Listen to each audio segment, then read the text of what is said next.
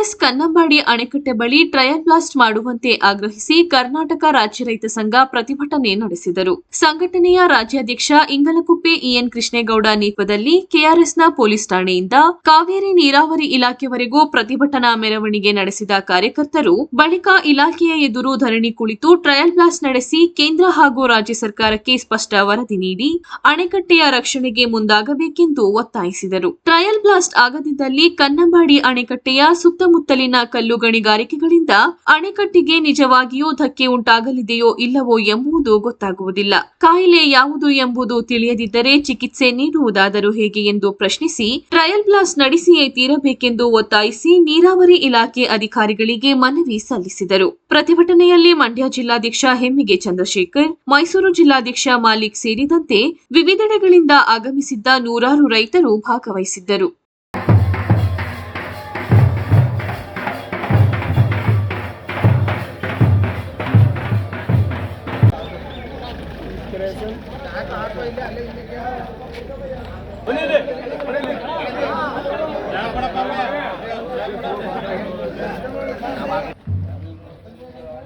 ಅಲ್ಲಿ ನಡ್ಕೊಂಡು ಬಂದಿದ್ದೀವಿ. ಸ್ಟಾರ್ಟ್ ಮಾಡಿ. ಬೋಲೋ ಭಾರತ್ ಮಾತಾ ಕಿ ಜೈ, ಕಾವೇರಿ ಅಮ್ಮ ಕಿ ಜೈ, ನಾಲ್ವಡಿ ಕೃಷ್ಣರಾಜ ಒಡೆಯರ್ ಕಿ. ನಾವು ಸೇರಿರೋ ಉದ್ದೇಶ ಏನಂತ ಹೇಳಿದ್ರೆ, ಸುಮಾರು 5 ವರ್ಷಗಳ ಕಾಲ ಟ್ರಯಲ್ ಬ್ಲಾಸ್ಟ್ ಅನ್ನ ಗೋಬ್ಯಾಕ್ ಮಾಡ್ತಾರಂತ ವಿಚಾರದಲ್ಲಿ ಇವತ್ತೊಂದು ದಿನ ನಾವು ಅದನ್ನ ಮಾಡಲೇಬೇಕು ಅಂತ ಹೇಳಿ ತೀರ್ಮಾನ ತಗೊಂಡಿದ್ದೀವಿ.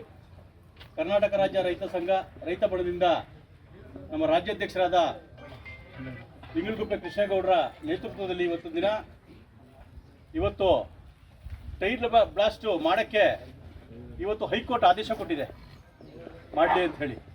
ನಾವು ವೈಯಕ್ತಿಕವಾಗಿ ಏನು ಮಾಡ್ತಾ ಇಲ್ಲ. ಯಾತಕ್ಕಾಗಿ ಹೋರಾಟ, ಯಾತಕ್ಕಾಗಿ ಹೋರಾಟ, ಮಾಡಿಸೇ ಮಾಡಿಸೇ, ಮಾಡಿಸೇ, ಬೇಕೇ ಬೇಕು, ಬೇಕೇ ಬೇಕು.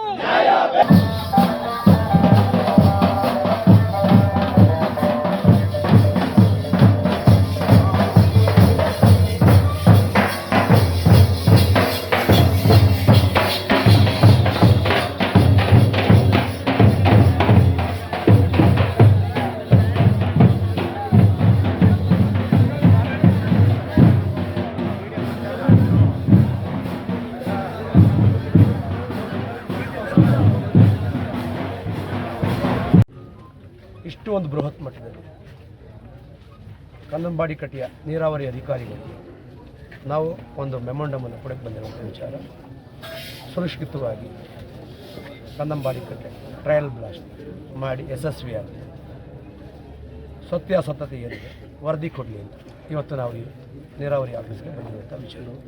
ಮನವಿ ಸಲ್ಲಿಸಿದ್ರಾ? ಮನವಿ ಈಗ ಸಲ್ಲಿಸ್ತೀವಿ ಸರ್, ತಮ್ಮ ಮುಂದೆನೇ ಸಲ್ಲಿಸ್ತೀವಿ. ಯಾಕೆ ಟ್ರಯಲ್ ಬ್ಲಾಸ್ಟ್ ಆಗಬೇಕು ಸರ್? ಟ್ರಯಲ್ ಬ್ಲಾಸ್ಟು ಯಾಕೆ ಆಗಬೇಕು ಅಂತ ನಾವು ಯಾಕೆ ಹೋರಾಟ ಮಾಡ್ತಾಯಿದ್ದೀವಿ ಅಂತಂದರೆ, ಈಗ ಸರ್ ನನಗೆ ಹೇಳ್ಕೊಳ್ತೀನಿ ಸರ್, ಒಂದು ಎಕ್ಸಾಮ್ ಸರ್. ಈಗ ಸರ್ ನನಗೆ ಹುಷಾರು ತಪ್ಪಿದೆ ಸರ್. ಹುಷಾರು ತಪ್ಪಿದಾಗ ನಾವು ಎಲ್ಲಿಗೆ ಹೋಗ್ತೀವಿ? ಹಾಸ್ಪಿಟ್ಲಿಗೆ ಹೋಗ್ತೀವಿ. ಹಾಸ್ಪಿಟ್ಲಿಗೆ ಹೋದಾಗ ಡಾಕ್ಟ್ರ್ ನೋಡ್ತಾರೆ. ಡಾಕ್ಟ್ರು ಟೆಸ್ಟ್ ಮಾಡಿದ್ಮೇಲೆ ನಮ್ಗೆ ಯಾವ ಪ್ರಾಬ್ಲಮ್ ಅಂತ ಗೊತ್ತಾಗೋದು. ಇಲ್ಲ ನೀವು ಹೋಗ್ಬೇಡಿ, ಇವತ್ತು ಹುಷಾರಾಯ್ತಿ, ಇನ್ನೂ 3 ದಿನ ಇರು, ಇಲ್ಲ ನಿಂಗೆ ಅಪಾಯ ಇದೆ, ಹೋಗ್ಬಿಟ್ರೆ ಸೋತೋಗ್ಬಿಡ್ತೀವಿ ಅಂತಂದ್ರೆ ಅರ್ಥ ಏನಿದೆ? ಆದ್ಯತೆ ಅದಾದ ನಂತರ ನಾವು ಬದುಕಿಗೆ ನಾವು ರೂಪಿಸ್ಕೋಬೇಕಲ್ವ ಸರ್. ನಮ್ಮ ಜಮೀನುಗಳು ನಾವು ಮೊದಲೇ ಹೇಳ್ದಂಗೆ ವ್ಯವಸಾಯಕ್ಕೆ ಯೋಗ್ಯ ಯಾವುದಲ್ಲ, ಅದರ ಅಷ್ಟು ಲೀಸ್ ಹಾಕೊಂಡು ಮಾಡ್ತಾ ಇದೀವಿ. ಅದರೊಟ್ಟೆ ಮೇಲೂ ಕಲ್ಲು ಹೊಡಿಬೇಡಿ, ಈಗ ಮಾಡಿರೋದೇ ಸಾಕು. ದಯಮಾಡಿ ಈ ಸಲ ಟ್ರಯಲ್ ಬ್ಲಾಸ್ಟ್ ಆದ್ರೂ ಕಾಲಾವಕಾಶ ಕಲ್ಪಿಸ್ಕೊಡಿ ಅಂತ ಹೋರಾಟಗಾರರಿಗೆ ನಾನು ಕೈ ಮುಗಿದು ಕೇಳ್ಕೊತಾ ಇದ್ದೀನಿ. ಈಗ ಮಾತಾಡೋಕ್ಕೆ ಅವಕಾಶ ಮಾಡ್ಕೊಂಡ್ರೆ ತಮ್ಮೆಲ್ಲರಿಗೂ ನನ್ನ ನಮಸ್ಕಾರಗಳು. ಇದು ನಮ್ಮ ಕಟ್ಟೆ ಹೊಡೆದೋಗುತ್ತೆ. ಎಲ್ಲಿ ಹೊಡೆದೋಗುತ್ತೆ ಕಟ್ಟೆ? ಯಾಕೆ ಹೊಡೆದೋಗುತ್ತೆ ಕಟ್ಟೆ? ಪುಕ್ಸಟ್ಟೆ ಕಟ್ಟಿದ್ದಾರೆ ಕಟ್ಟೆನ ವಿಶ್ವೇಶ್ವರಯ್ಯನವರು. ಅವ್ರು ತೆಗೆದು